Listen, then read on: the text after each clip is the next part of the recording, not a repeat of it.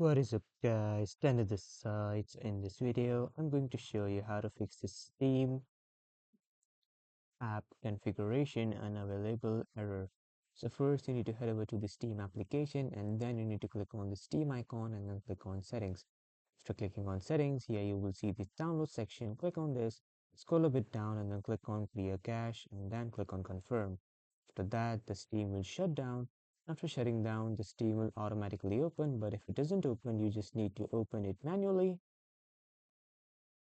And after that, when your Steam just simply reopens, you need to set up the app configuration here. But if the issue still persists, I will show you another way to solve this issue. So first, just let your Steam application open and then you need to go to the File Explorer. After coming to the File Explorer, you just need to click on this PC and then click on Windows C. And then you need to click on Program Files, which are x86, and then you need to find the Steam folder. And after clicking the Steam folder on the right side, you need to search for a VDF file by just searching VDF. And then these are the VDF files.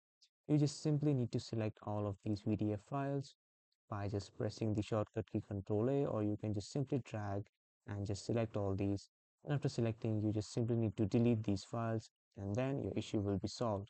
So that was all for this video everyone. Thank you for watching.